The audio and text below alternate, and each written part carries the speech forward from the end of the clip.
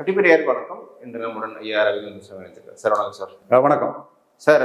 நேற்று அண்ணாமலை தன்னுடைய முதல் மாநில மாநாடு கொண்டிருக்கார். கட்சி ஆரம்பிக்கல வீத பீப்பிள் அப்படின்னு ஒரு அமைப்போட பேசியிருக்கு. நல்ல க்ரௌடு ஆர்கனைஸ் பண்ணிக்கிட்டு பொள்ளாச்சியில்.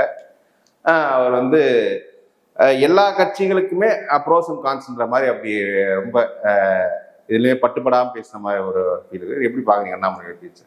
அவர் தாவேகாவுக்கு ஆதரவா கருத்துக்களை சொல்லியிருக்கிறார். அந்த கோயில் நல விவகாரத்தில் தாவேகா, காங்கிரஸ், பிசிகா, ஐயுஎம்எல் 4 கட்சி கூட்டணி ஆட்சியில் ஸ்டாலின் தான், இவர் விஜய் தான் தலைவர். பட் கூட்டணி ஆட்சி அதுல காங்கிரஸ் தலைவி திருமதி சகோதரி ஜோதிமணி அவர்கள் என்ன சொல்லியிருக்காங்களோ அந்த கருத்தை தான் தாவேகா அரசுக்கு ஆதரவா சொல்லியிருக்கிறார். இது நயனார் நாகேந்திரன் பாஜக கருத்துல இருந்து மாறுபட்ட ஒரு கருத்தை சொல்லியிருக்காரு. பிடிஎம் சொல்றவங்களுக்கெல்லாம் இது மூலமா ஒரு நெத்தி அடி கொடுத்துட்டாரு. என் கருத்து இது, பாஜக கருத்து வேற, என் கருத்து வேறன்னு ஒரு நெத்தி அடி கொடுத்துட்டாரு. மற்றபடி தட்டு தருமாறி இருக்கக்கூடிய அந்த தாவேகா அமைச்சர்கள் அவங்கள நம்ம கை தூக்கி விடணும். அது எக்ஸ்பீரியன்ஸ்ல புதுமுகங்கள், அதை நம்ம கருத்துல கொண்டு அவங்க பண்பட்டு மேல வர்றது வர அவங்கள பற்றிய விமர்சனங்களை வைக்கக்கூடாதுன்னு சொல்றாங்க. நான் 6 மாசம் தாவேக்கா விமர்சிக்க கூடாதுன்னு சொன்னேன், 1 வருஷம் வரைக்க கூடாதுன்னு அண்ணாமலை அவர்கள் சொல்றாரு. அடுத்தபடியா என்னோட எதிர்பார்ப்பு அவர்கிட்ட என்னவா இருந்து சொல்லுங்க. நீங்க 2029 பைக்காட் பண்ணணும்னு நினைச்சீங்க. அதுதான், மோடிக்கு எதிராக அவர் வந்துடக்கூடாதுன்னு தான் நினைச்சது. நான் மோடி, அமித்ஷா, நிதின் நாபின் சின்ஹா, PL சந்தோஷ், அர்ஜுன் ராம் மேக்வால் எல்லாத்துக்கிட்டு எப்படியும் என்னோட முயற்சியில டு மை லெவல் பெஸ்ட் மோடிக்கு எதிராக வராம நம்ம பாத்துக்கிறாங்க தான் சொன்னேன். அவர் மோடிக்கு எதிராக வரல. இந்த இடத்துல இன்னொன்னு சொல்றேன், மோடிக்கு எதிராக அவருக்கும் சிக்கல் வரும். ஏன்னா அந்த ஓட்டு மோடி பிரதமர் விழுந்த ஓட்டும் இருக்குது. அவர் அதையும் புரிஞ்சுக்கிட்டாரு. மோடிக்கு எதிராக அவர் வரல. அது அவருக்கு என்னோட பாராட்டுகளையும் நன்றியும் தெரிவிச்சுக்கிறேன். மோடிக்கு எதிராக வரலன்னு அவருக்கு சொன்னது.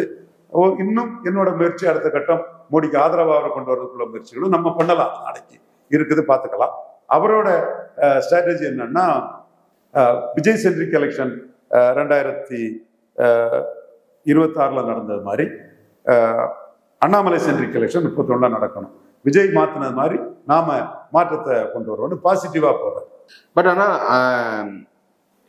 5 வருஷமும் என்னமா அரசியல் 3 வருஷம் NGO அரசியல், லயன்ஸ் கிளப் அரசியல், ரோட்டரி கிளப் அரசியல், உறுப்பினர் சேர்ப்பு அரசியலை பண்ணுவாரு. பார்லிமெண்ட் எலெக்ஷன் பியூர் பொலிட்டிக்ஸ் பண்ணுவார். விஜய் என்பவர் ஒரு சினிமா நட்சத்திரம். அவர் 3 வருஷம் அரசியல் இல்லாமல் சினிமாவில் நடிச்சு தன்னோட பாப்புலாரிட்டியை தக்க வச்சிருக்கலாம். ஆக்டிவ் பாலிடிக்ஸ் கொஞ்சம் விலகி அண்ணாமலை அந்த ஒரு பாலிடிக்ஸ் தக்க வைக்க முடியுமா?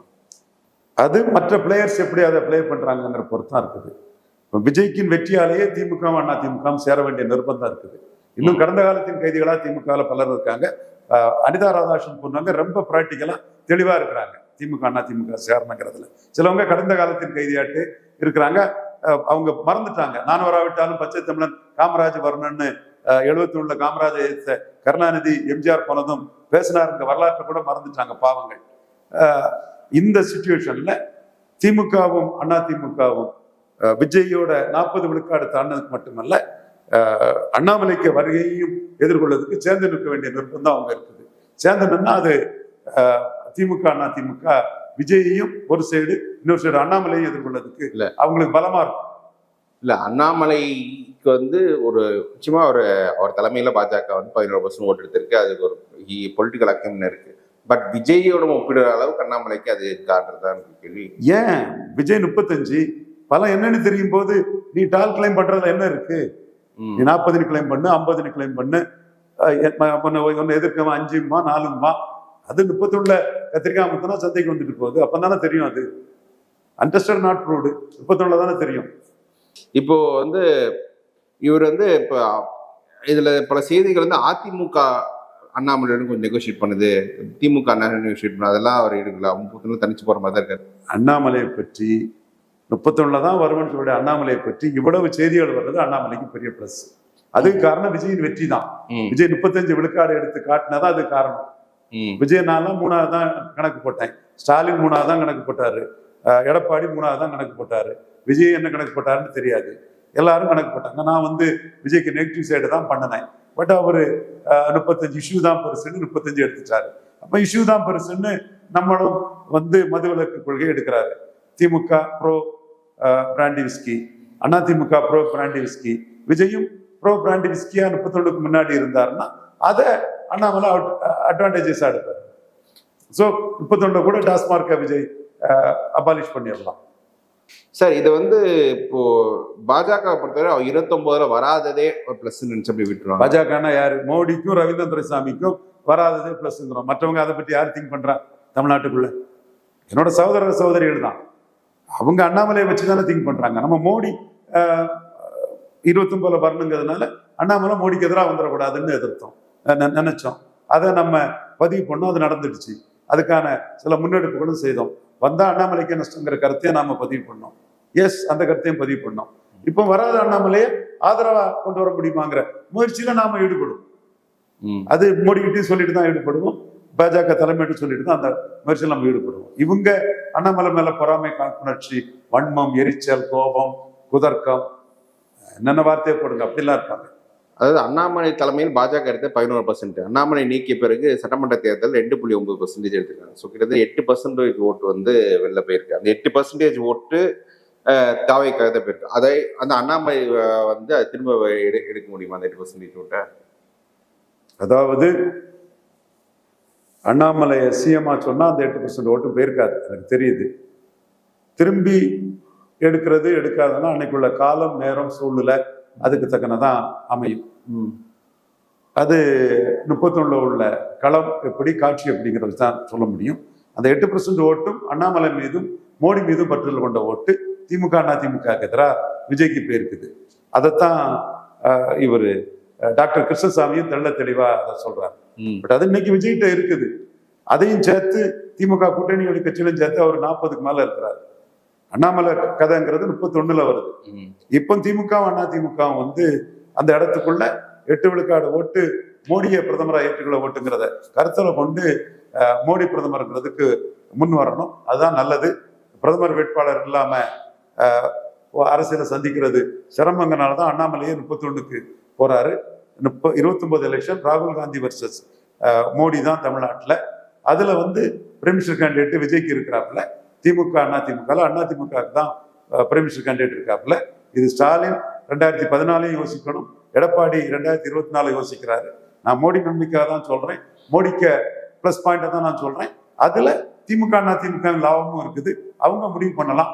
ஸ்டாலின் அந்த இடத்துக்குள்ள ரொம்ப இன்ட்ராஸ்பெக்ட் பண்ணி பார்க்க வேண்டிய பொறுப்பும் கடமையும் முக ஸ்டாலினுக்கு இருக்குதா நான் பார்க்குறேன். சதிகாரர்கள் மோடிக்கு எதிரானவங்க வந்து அவர் பக்கத்துல இருப்பாங்க. அதெல்லாம் அவர் ஓவர் கம் பண்ணி சில விஷயங்களை பார்க்க வேண்டிய சூழ்நிலை அவருக்கு இருக்கு. சப்போஸ் ராகுல் காந்தி அவர் பிரைம் மினிஸ்டர் கேண்டிடேட்டா வந்துட்டாருன்னா அந்த பிரச்சனை இல்லை. ராகுல் காந்தி மீண்டும் பிரைம் மினிஸ்டர் கேண்டிடேட்டா வந்துட்டா கூட பிரச்சனை இல்லை. அதற்கான வாய்ப்புகள் இல்லை. ராகுல் காந்தி விஜய் ஸ்டாலின் மேல வன்மத்தில் இருக்காரு. அந்த பிறந்தநாள் வாழ்த்துக்குள்ள இந்த இதுல ராகுல் விஜய்க்கு ஒரு மாதிரி போட்டிருக்காரு, ஸ்டாலினுக்கு சப்பையா பதில் போட்டிருக்காரு. So prime minister candidate Dravida Munnetra கழகத்துக்கு வேணும். 14 பிரைம் மினிஸ்டர் கேண்டிடேட் இல்லாம திராவிட முன்னேற்ற கழகம் பலையனம் அடைஞ்சது கலைஞர் இருக்கும்போது. அப்போது விசிகா, புதிய தமிழகம், மக்கள் நீதி மையம், இந்தியன் யூனியன் முஸ்லீம் கூட்டணி இருந்தது. அதே மாதிரி 2024 பிரைம் மினிஸ்டர் கேண்டிடேட் இல்லாம எடப்பாடி பழனிசாமி பலையனம் அடைஞ்சார். அப்பவும் முபாரக், புதிய தமிழகம், தேமுதிக கூட்டணி இருந்தது. எடப்பாடி பழனிசாமி அதை தெளிவா உணர்றாரு. அவங்க அதனால பிஜேபிக்கு ஆதரவான கருத்துக்களை தெளிவா சொல்றாங்க. இங்க வந்து அனிதா ராதாகிருஷ்ணன் போன்றவங்க தான் தெளிவா வந்து அங்க உள்ள இந்துக்கள் மத்தியில சனாதன தர்மத்துக்கு ஆதரவா, இந்த நாடார்கள் மத்தியில, இந்த நாடார்கள் பெரும்பான்மை சனாதன தர்மத்தை ஆதரிக்கிறார்கள். இதை குறிச்சிடுங்க. ஸோ அனிதா புரிஞ்சுக்கிட்டு அதை பேசுறாரு. ஸ்டாலின் வந்து இந்த இடத்துக்குள்ள சரியான முடிவு எடுக்கிறது தான் திராவிட முன்னேற்ற கழகத்தின் எதிர்காலத்துக்கு நன்மையா இருக்குன்னு எனக்கு கருத்தா சொல்றேன். பெரிய தலைவர், அனுபவம் உள்ள தலைவர். யதார்த்த சூழ்நிலை 29 களம் பிரைம் மினிஸ்டர் சென்றிக்கா தான் போகும். அது 24 நம்ம அதை பார்த்துட்டோம். சார், மக்கள் மாற்றத்தை எதிர்பார்த்தாங்க. அந்த மாற்றம் வந்துருச்சு. ஒருவேளை அந்த மாற்றம் திருப்திகரமாக இல்லைன்னா வேற ஒரு புதிய மாற்றத்தை நோக்கி போறாங்களா, இல்லை எக்ஸிஸ்டிங்கா இருந்தது? So many ifs and puts. நான் மோடி பிரதமருங்கிற தலைமையில் ஒரு பலமான அணி அமைக்கிறதுக்கு நான் உழைச்சிட்டு இருக்கேன் 29ல். அதுக்கு குறுக்கு சால் ஓட்டக்கூடிய கேள்வியை நீங்க கேட்குறீங்க. அதுக்கு நான் பதில் சொல்ல போறேன். இல்லை, நான் 31 மைண்ட் வச்சுருந்தேன். 29ல் ஓகே, நீங்க சொல்றது 29 பிறகுதான் 39. கேள்விக்கு பதில் சொல்ல நன்றி சார். Thank you sir. நன்றி.